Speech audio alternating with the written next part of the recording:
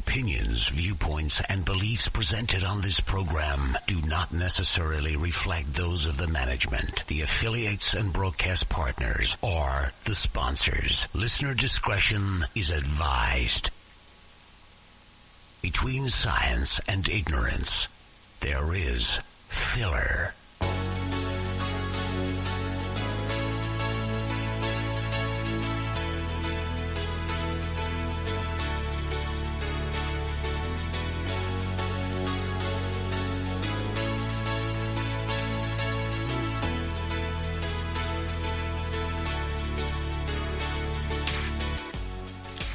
And good evening, everyone, and welcome to Paranormal Filler. I'm your host, Wes Forsyth, and tonight we're going to be talking to Tammy Hopler of the Spirit Chasers, the Paranormal Society of Northern Virginia. And I'm already having technical difficulties. I see in the chat room that for some reason the radio player didn't update, so hoping that corrects itself to one degree or another. But anyway, we are live and going on with the show. As every week, Paranormal Filler is sponsored by Ken Boggles House of Cards, Tarot by Ken.com. Now, if I forget to tell everybody, because I won't be seeing you again until Thursday after tonight, of course, until after Thursday. Thursday is, of course, Thanksgiving, so happy Thanksgiving, or as we like to call it on here on the farm, Happy Thursday, because it, except for a little bit bigger meal, not a big difference. Not a big difference. So everybody stick around. We're going to have a good show tonight.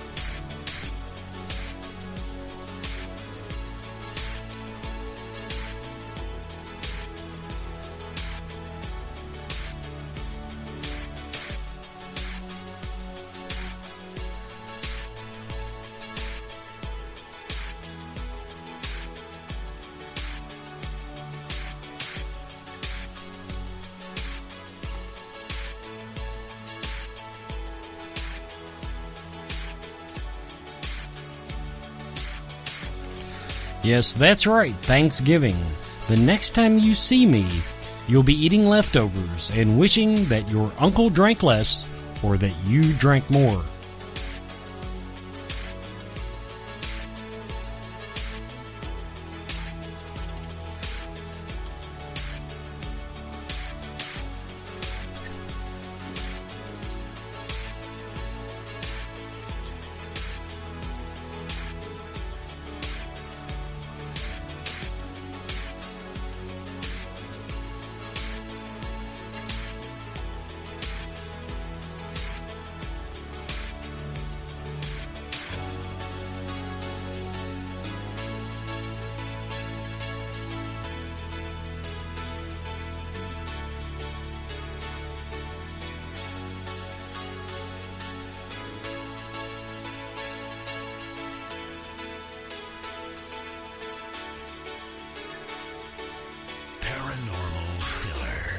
And Tammy, welcome to the show. Hi, Wes. Thank you. It's great having you here. Well, let's just go ahead and get right into it. Tell us about the Spirit Chasers Paranormal Society of Northern Virginia and what your all's mission is. Well, I started this about 4 years ago, and initially it was just to go out and sort of, I wasn't a true believer in the beginning, so I was basically doing this just to prove that there really was explanations for a lot of the stuff that I was seeing and hearing. And almost immediately, I realized, there is something going on out there. And my very first case, I guess you could say, something there actually was malevolent and ended up following me home. So at that point, within just a few months into it, I took a very hard right and decided this is what I want to do, and I want to help other people, that's having issues and just feel that they have nowhere else to turn. So that's why I started Spirit Chasers. Well, let's talk about that first case, because that's an unusual story. A lot of people do this for years, a lot of people do it all their lives and never have anything follow them or attack them or whatever. But even at that, even the people that does happen to, it's just so rare that you hear, first time out in the field. Now I'm assuming that this wasn't your come to Jesus moment, that you profess, you're a Christian based society, and I'm assuming you brought those beliefs into the field with you. Absolutely. I mean, I've been a God-fearing person since birth. And, I believe the Bible. I do believe, in demons and angels and everything. But the fact of what I was seeing on TV or reading about or seeing online, I wasn't really buying into it. But I totally became a believer. And the very first case, I guess, it was very low key. It was really just an invitation from a friend to go to this sort of a girls' night out at this lady's house, and there's a bunch of women coming over, and she said, Tammy, you should come along because they say, the lady that lives there and her husband say that there is something in the house. It doesn't really mess with them or anything, and she's aware that it's there, but why don't you, come on over and check it out? And I'd only been doing this. I mean, I just barely got some equipment together prior to this, and I went to the house, and sure enough, I'm walking around with the husband and a couple friends of mine, and we're going room to room, and I was getting a little bit of stuff on the K2 at the time, and but nothing really major. But I was still excited. It was my very first time out, very first time using the equipment, so I was real excited. And we happened to go downstairs, and when we got downstairs, immediately I got sort of drawn to a room that's over in the corner, and I asked, I said, well, what's over there? And they said, well, it's a pool table. That's where we keep the pool table. So we walked in there and walked around the pool table, and the first time that night I'd taken my K2 and I put it on the corner of the pool table on the side. And the other three people with me were standing at the foot of the pool table. So I just started asking some questions, and all of a sudden my K2 goes flying off the table at an arc and lands and hits me on the foot. So I picked it up and I put it back on the table, and I said, can you do that again? And the three people at the end of the table were just sort of a little creeped out. It didn't happen again. That was the only time. So I said, well, let's turn the light on. Let's see if we can figure out, some rational explanation for this. And we tried everything. We took the K2, we put it on every single corner possible to get it to fall off again. The husband of the homeowner was there, and he took his hand and started banging the side of the pool table trying to get it to fall off, and it would not fall off. So we went out into the larger room and asked a few questions there, and there was a couple things came through in the spirit box, and then the rest of the night, I just, visited with the ladies and afterwards, came home. And I would say probably within, not very long after that, it's probably less than a week, my dog started acting a little peculiar. She would start staring at the ceiling for no reason upstairs in the bedroom area. She would hide her head under the bed at night, which she'd never done before. I started waking up with scratches. And the first time I really thought, I blew it off as, okay, I must have been working in the yard and I must have done this outside, and sort of blew it off. And then about a week later or so, I woke up with a second one on my face. And I'm still thinking, okay, there's got to be a rational explanation for this. Maybe I just scratched myself when I was sleeping. And then things started progressing until one morning I woke up and I saw this thing in my room.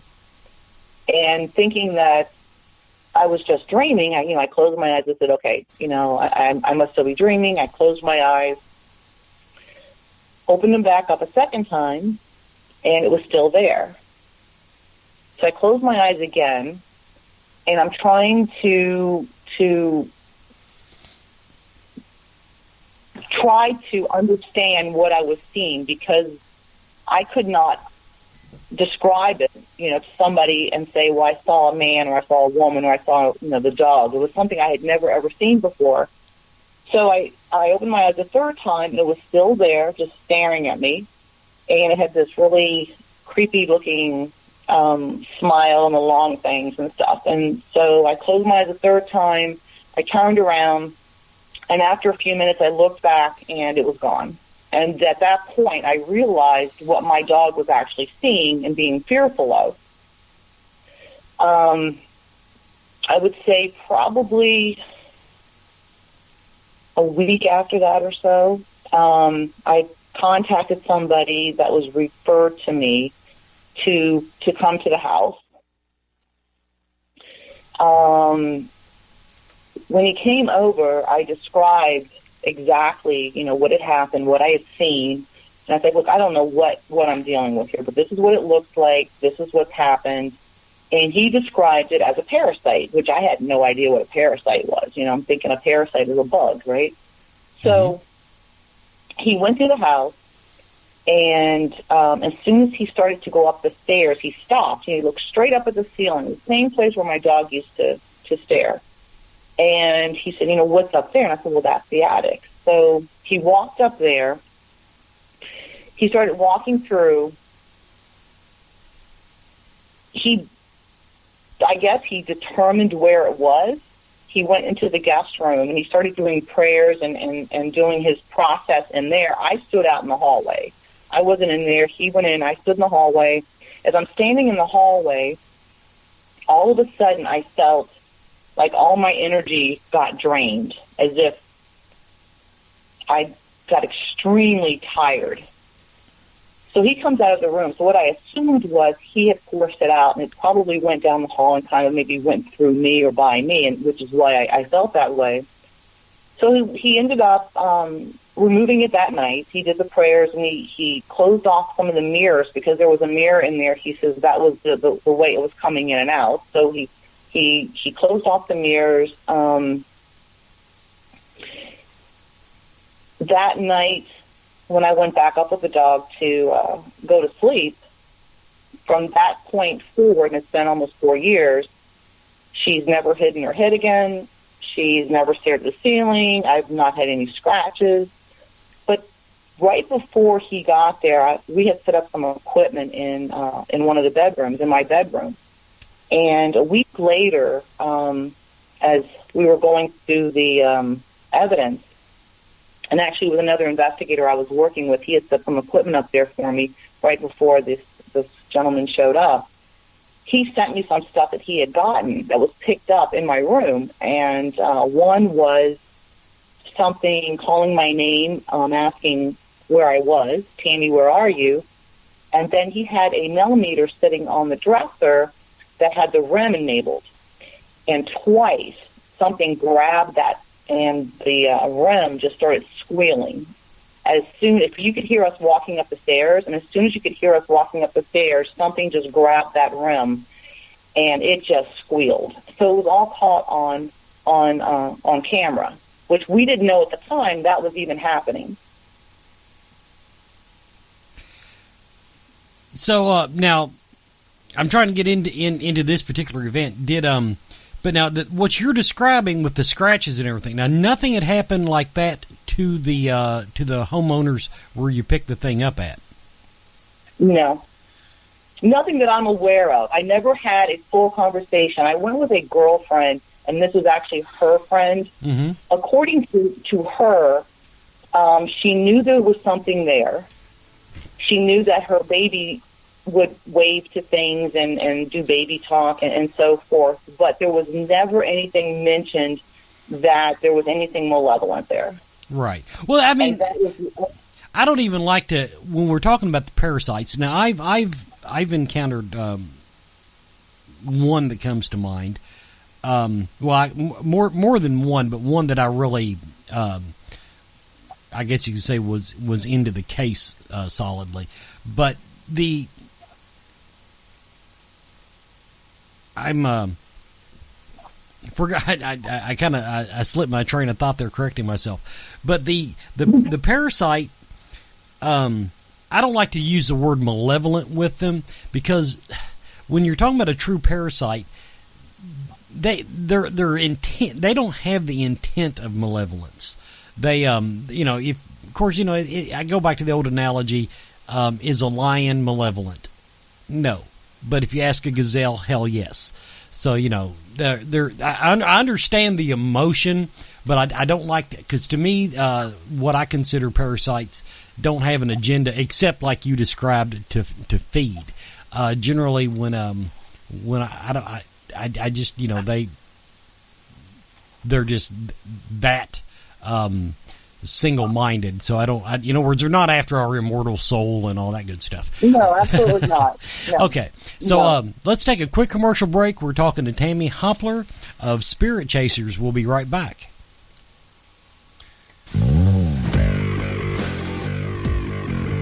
Hello, friends. Are you exhausted with life?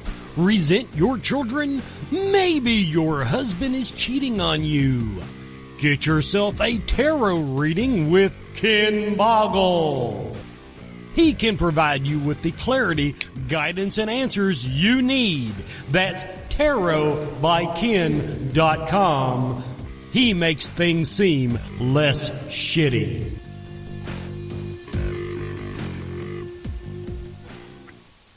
Now, when did you realize that you were a sensitive?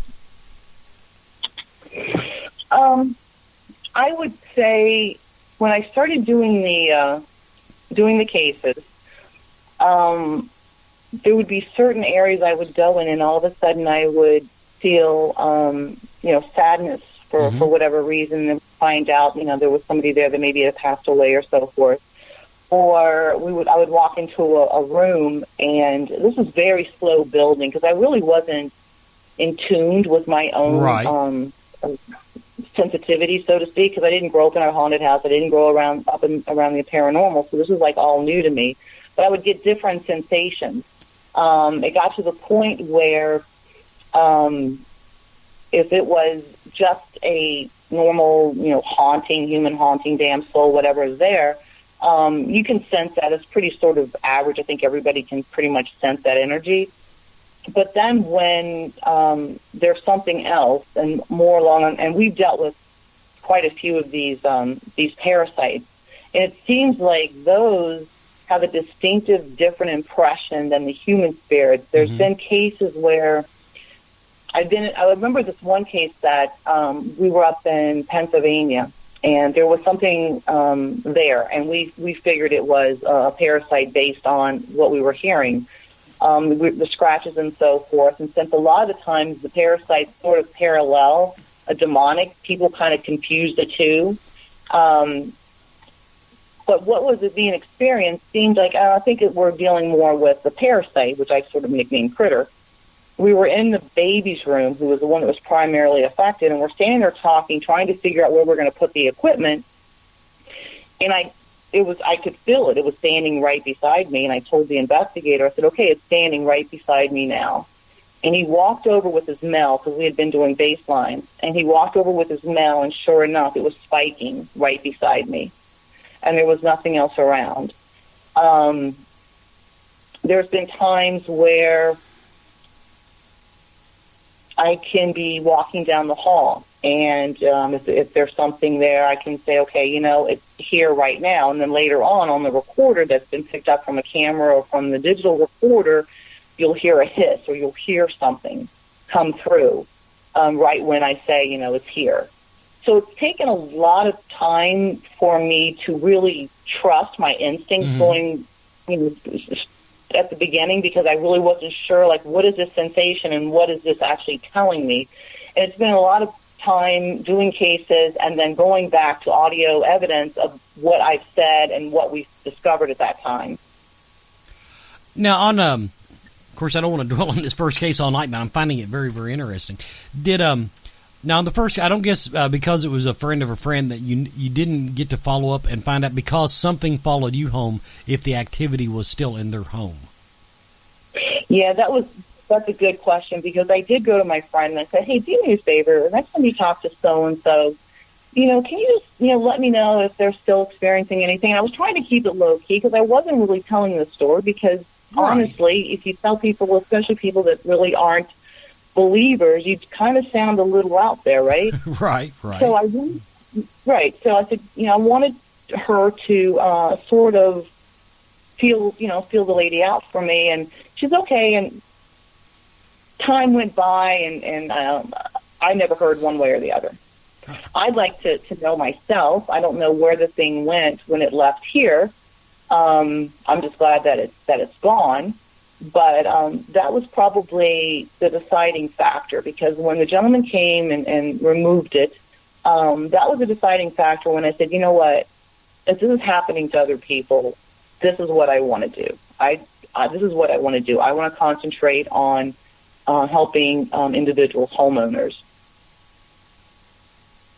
The reason I ask that is, it seems to me on the cases that I've followed up on that a lot of times when we encounter these spiritual wildlife, you called that one a critter. That's a very apt name for one. I usually find an intelligent haunting or two or three or whatever, in the same location. In other words, to me, they rarely pick their base of operations. They in other words, they're a parasite. They follow other activity and then they feed off that emotion. It kind of sets them up. That's just a little. That's why I ask that. It's just kind of to fill in some of the blanks that I had about my own experiences with them. Now, it's very, like I said, I it was quite eye opening, and to go to my very first, it wasn't even really an official case, but to investigate for the very first time and have that happen, it was really quite bizarre and eye-opening. Well, two things I'm going to point out here. First of all, if you and I shouldn't even say if you, I believe you are sensitive. Those of us in the metaphysical field, the sensitive realm, believe that people who are sensitive put off a certain type of energy, and if you haven't learned to control that, then when you go into these cases, before you learn to control that, you are the flame that the moth goes to. So in other words, this thing, if it found any weakness in your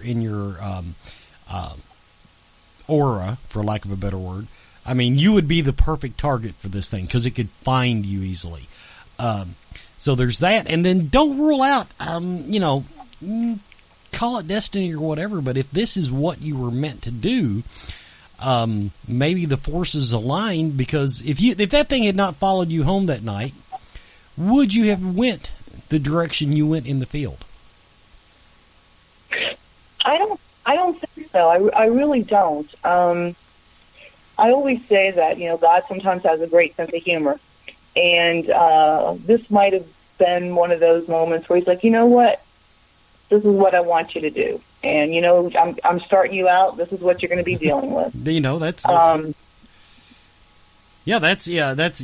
kind of feel like some of the places that, I've been at the right time at the right place a few times in my life. And I feel like, now, I'm not saying that I'm not one of those people that believes everything is destiny. I believe we're destined to do things, and then we have the innate ability to screw it up really, really badly and miss all the cues. Now, I noticed one thing in your notes I do want to hear about before the next break, because once again, it was a unique choice of words. When you do your investigations, I tell you what, before I go there, I do want to know, when you do your investigations, give me your own scale. How, sounds terrible to say, how Christian are your investigations? I should say, how theologically based, how religiously based? When you go in, do you do it like we see on TV, or do you go in carrying Bibles? I mean, and quoting scripture. How do you all feel out the environment? How do you all go about the actual investigation part? We probably, the beginning, we probably do like everybody else. We go in, we briefly speak with the client, because most of the time I've already spoken to the client over the phone and have a good idea of what's going on. we go in, we get the equipment set up, we do a walkthrough of the house. And at that point, we can pretty much gauge if there's something there, where it is, and what we might be dealing with. We do the investigation. After the investigation, we pretty much have an idea of what we're going to be trying to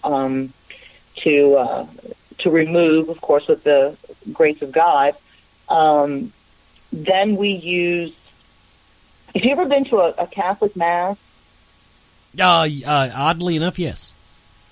Okay, so the incense that they use. So basically, we use the same incense that they use, and everything that we use is blessed. We have prayers, and we start through the house and basically do a deliverance of the home. We start at the front door.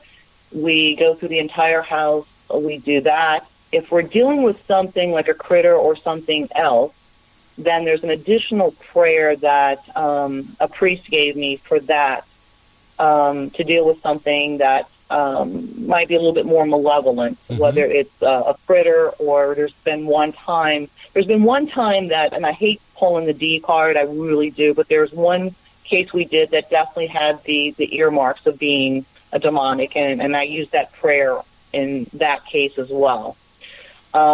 We also do the salt protection around the property, and we bless the property.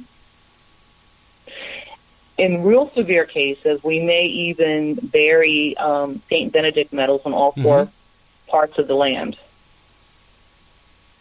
Yeah, no, I usually use St. Michael medals, but yeah, I'm with you. No, okay. Now you covered it there, but I'm taking that the incense, that is what you refer to as a fumigation. Mm-hmm. Okay, I just thought that was a cute word to use in your bio, that you do prayers and fumigation. I've never, it's very apt. Don't get me wrong; it's a very apt description. Most of the groups that I talk to, of course, use sage, and I'm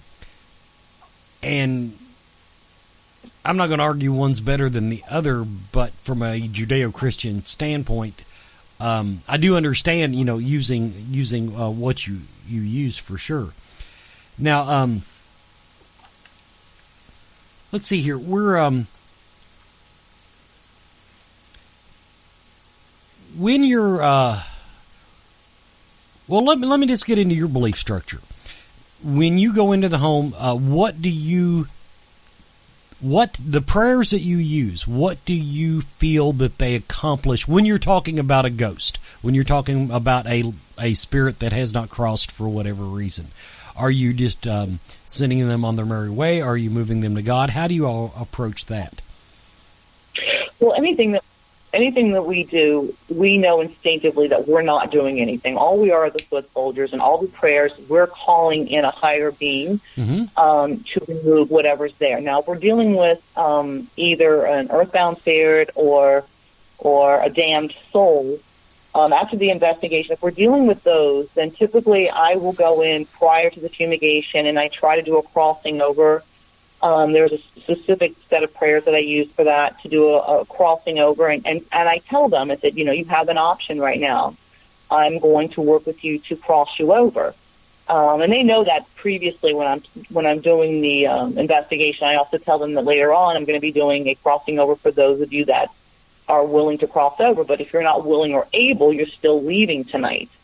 So you have a while to think about it. So you're either going, towards the light if that's your choice, and if it isn't, you're still, leaving the premises tonight. So we do the prayers for that, and hopefully cross over as many as we can. But of course, the final determination is whether God allows them to cross over. So we can do our part, but then it's, again, when that process starts, if there's some reason that they can't cross over, then that's out of our hands. So, and then the deliverance is basically for anything of a malevolent nature that might be there. And it's also because I'm not 100% convinced when we go into these places and you're using this equipment, even if you go into a home that's not even known to be haunted, I'm not 100% convinced that if you go into a place and you're constantly using equipment and you're constantly trying to communicate, that you can't bring something in there. Oh, hell yes. So another purpose of this is to actually close any doors that we may have opened by being in there and trying to communicate with something. No, that's a very good point. I've actually ran across. I used to work with a couple of mediums, and I finally I kind of stepped away from them because one night we were in a home and they had reports of activity, but I mean they were mostly seeing a shadow here and there. One time they saw, I think, a full body apparition, one of those fleeting things in the corner of their eye. But nothing off the charts. And we went in there, and of course, through the mediums and everything, we're talking to every dead relative they've had in the last 50 years. And I'm like, whoa, let's stop this. We're going to end up making things worse for these people. I said, because they're not reporting this kind of haunting that you all are talking about here. We've reached too far. And I do believe even non-mediums can do that. And like you said, with the equipment, we're going in, we're asking, for things to talk, and if anything has been watching us, like in your case where you're sensitive, stuff will, even if it doesn't attach itself to you, I do believe that stuff tends to keep its eye on you for that opportunity to leave or whatever. So and then and if a ghost is wandering by and hears somebody yelling, hey, talking to this recorder, and they have nothing better to do, hey, what the hell? So now let's talk about some of the cases you've had. You say of the cases you've had, you say that the vast majority are just ghosts and spirits. And I do want to ask you, because there's one thing on your website, and once again, this is one of my pet peeves in the paranormal field, and it's not just you; it's about 50% maybe. But you do go into the residual haunting area. Have you ever encountered a residual haunting that you could find absolutely no basis for an intelligent haunting at the same location? Yes. You have? Okay.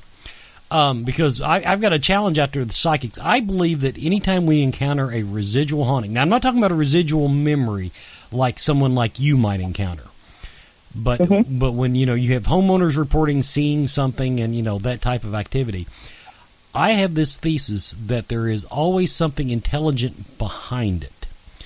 In other words, we're getting part of the story, but and the reason I go that direction is I cannot find any other example in science or nature where anything is recorded and plays back without a mechanical input, without a mechanical means. I can give you a perfect example. Okay, give me one. It's actually my house. I, up until recently, I had 4 dogs, and over the years they passed away.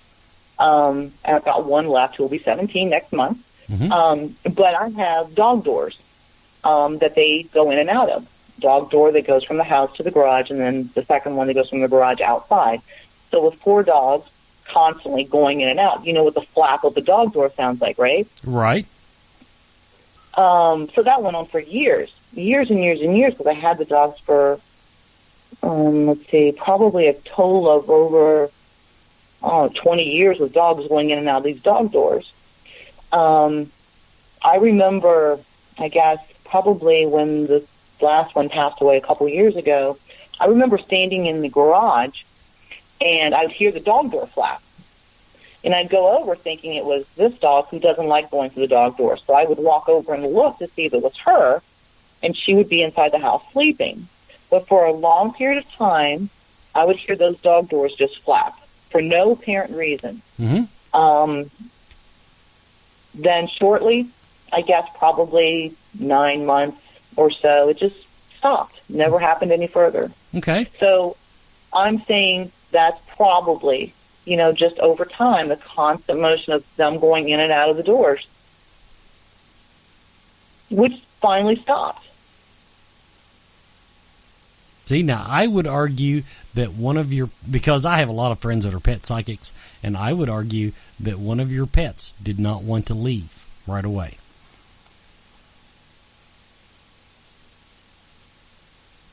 Well, I'd rather think the other way. I don't blame you. I don't.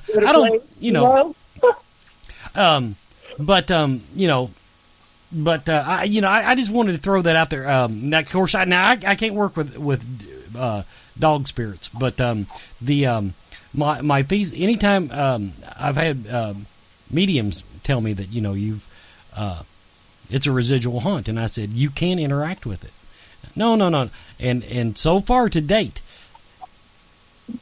every time, eventually, they can do something to disrupt it, its pattern or whatever. Now, dog door is a little harder, so I can't put that one in the challenge because I don't know anything about interacting with ghost pets. Okay, we're going to throw in another commercial break here. Everybody, you're listening to Paranormal Filler. TarotByKen.com. Unlike other tarot readers, Ken reads multiple spreads during each session to provide you with clear, concise answers and guidance. Don't take my word for it. I'm just a voice on the radio. From Kelly, one reading with Ken completely changed things around for me.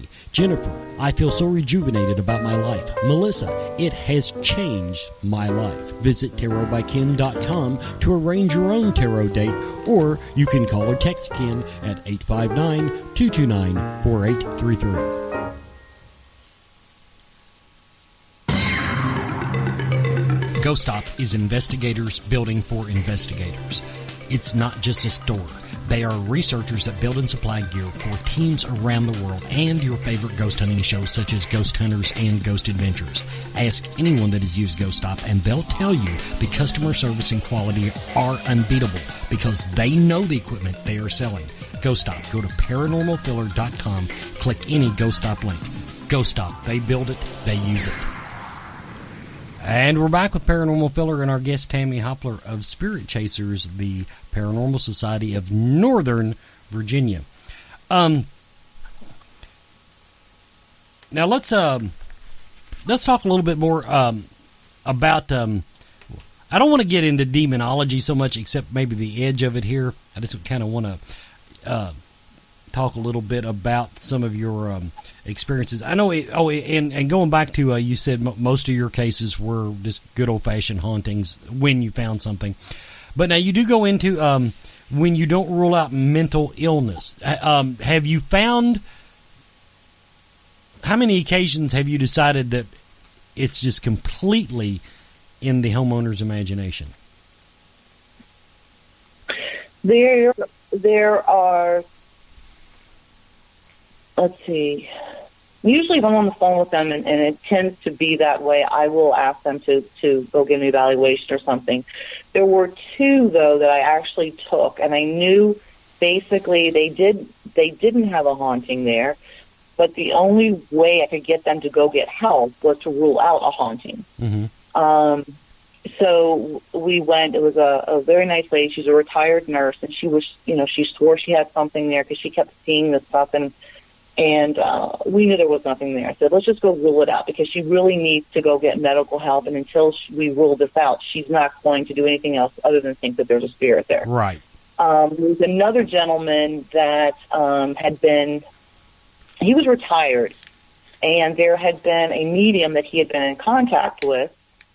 And over the course of a year, she had charged him $5,000 and convinced him that he had demons, and he had all this stuff going on in his house, and he was concerned he might be possessed, and put all this fear in this gentleman. Mm-hmm. So he reached out to us, and I spoke with him. He says, as soon as he moved into this house, he retired. As soon as he moved into this house, his health started going downhill. He was taking, like 4 or 5 different medicines for different ailments, and the doctors can't figure out what's wrong with him, and it's all happened when he moved into this house. So anyway, once again, after talking to him for many, many hours over many, many days, and I said, look, we'll come down. I honestly really don't think you have anything there. I said, but we need you to move on and maybe address something else other than the paranormal. So we did. We went down there, and this is kind of interesting. As soon as we walked in there, we walked through the entire house, and we walked back outside and to get our equipment, and we both looked at each other and said, there's nothing there. I said, I know there's nothing there. I said, well, we need to figure out what is causing him to feel there is. So we come back in. I go up to his room, and I start setting up some equipment there. And when I pulled out the Mel meter, as soon as I turned it on, it just started spiking. And I thought, well, this is odd. The entire room was spiking. I went to, certain things around the room, and it was spiking. And I would hold it in the middle of the room, and it was spiking. I went to the closet, it was spiking. So the other investigator that was with me, I called him to come up. I said, come up here for a second. So he looked at this, and he said, well, yeah, look right outside the window. So I looked, and there were some power lines right near his townhouse. So he said, yeah, he was downstairs with his equipment, and he's getting spikes through the entire lower level. I said, okay, the only place this gentleman doesn't feel uncomfortable is on the 4th floor. I said, let's go up to the 4th floor. So we go up to the 4th floor. We got nothing up there. There were no readings whatsoever on either of our equipment. So I said, okay, it's got to be something that's causing all of this EMF in the house, and I'm wondering if that could be causing his issue. So we walked outside, walked around the corner, and the power lines where they were situated kind of stopped on his 3rd level. So they never really extended to the 4th level, and they also didn't have, and I can't think exactly what the terminology is, but there's some sort of a box or something that's on power lines to keep it from emitting EMF out into the air, I guess.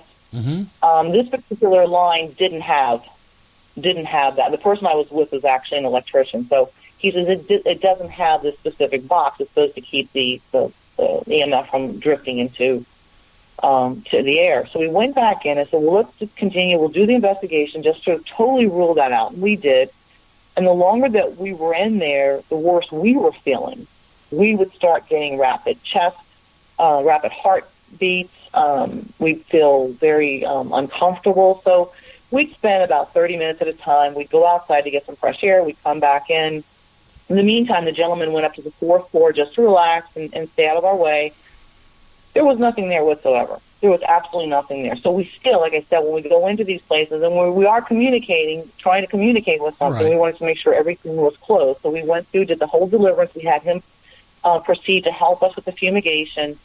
And then he asked at the end what we found. And I told him, and I said, listen, I'm honest with you. I said, there's nothing here.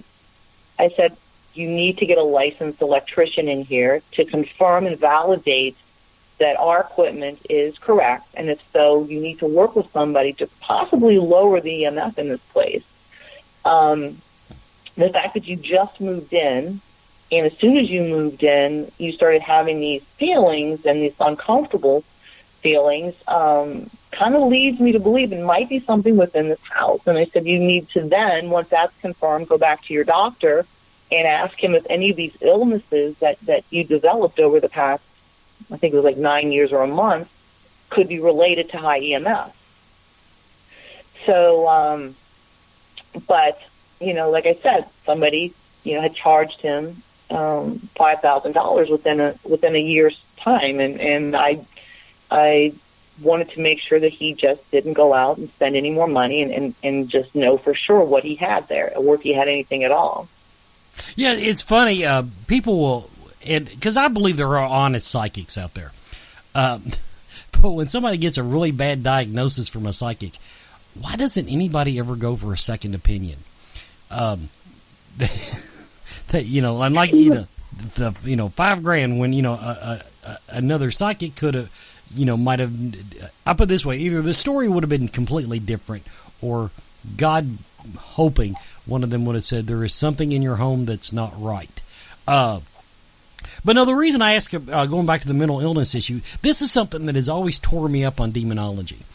All of the really good demonologists and priests that I've talked to said that whenever they get a report of that sounds like a demonic haunting, the first thing they want is a psychological evaluation.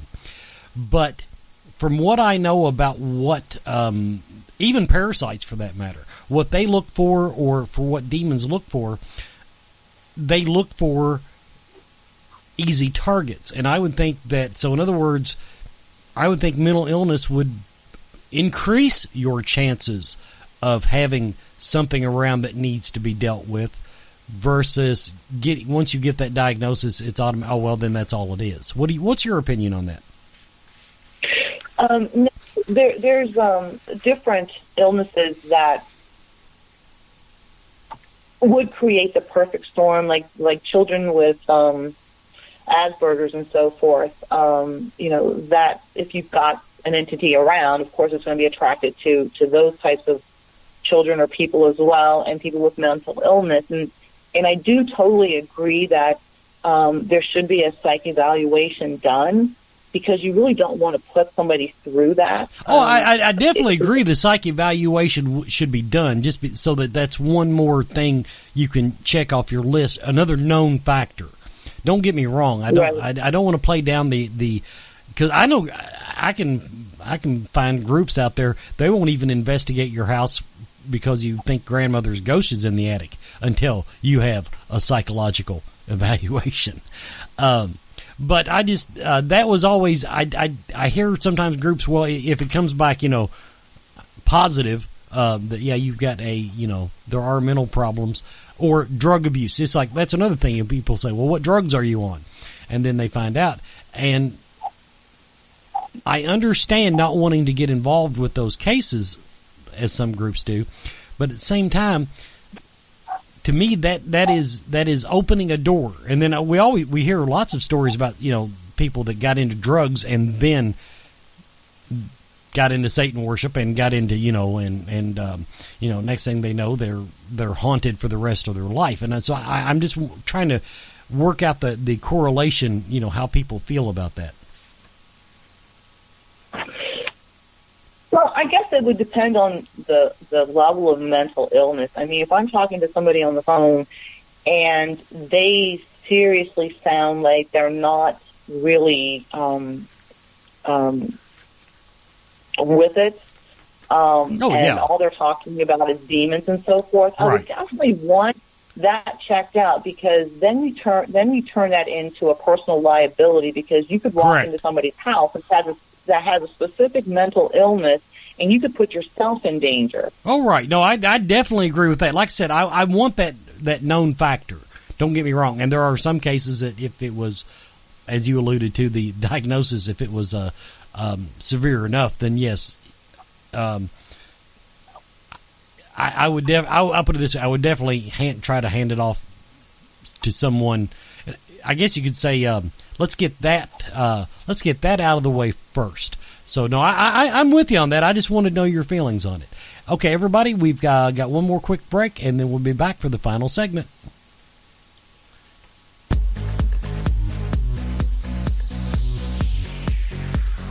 Gone Off Topic, where each week your host, Wes Forsythe, explores the unusual, the weird.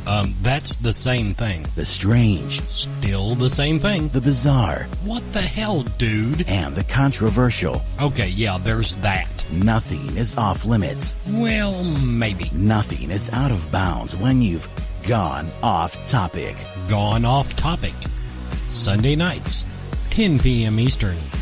ParanormalFiller.com.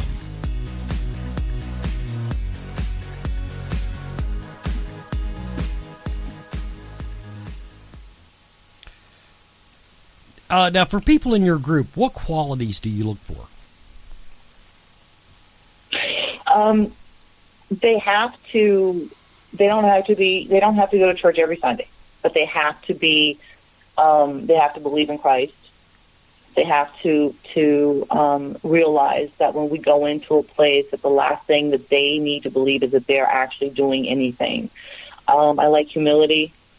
There's too many things that nobody knows the answer to, and I can say that I would have thought by now I would have had more answers than questions, which is absolutely the opposite. I end up with more questions the longer I do this than I do with answers.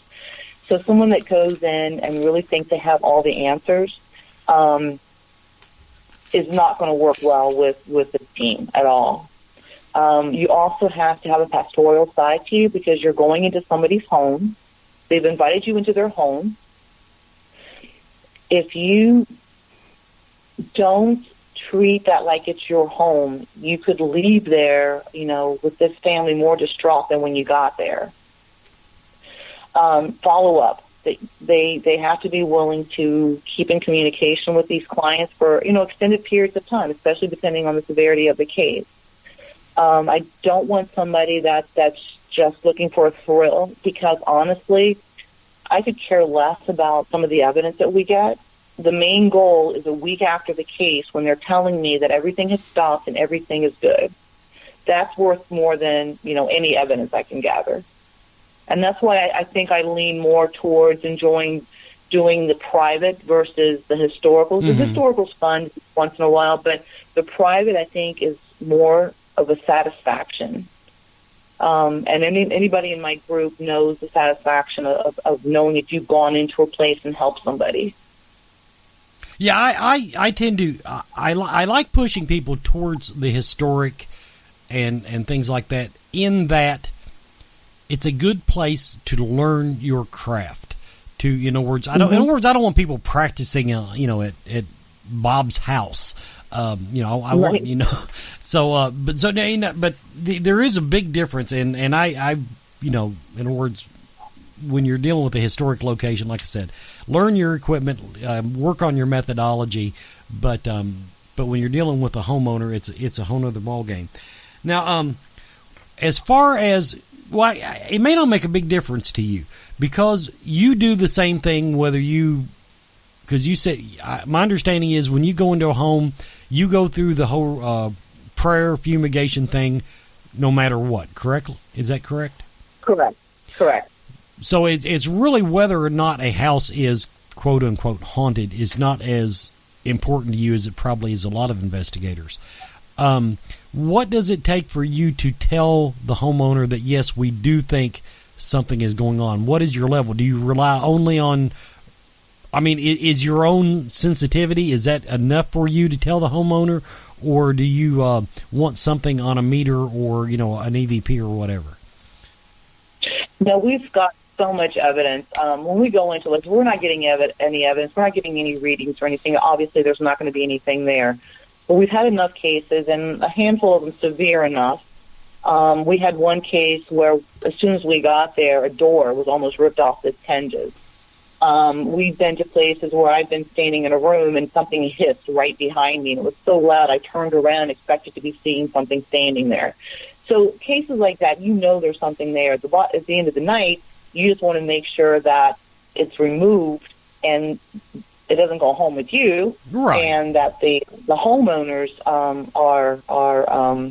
are taken care of as well. So we've got enough evidence to totally validate that these homes where we've told the homeowners there's something going on, we have enough evidence to validate all of it. And afterwards, I actually send copies of most of the evidence back to them and let them, see what we've gotten. And usually they're not surprised because they've contacted us because there was something going on to begin with.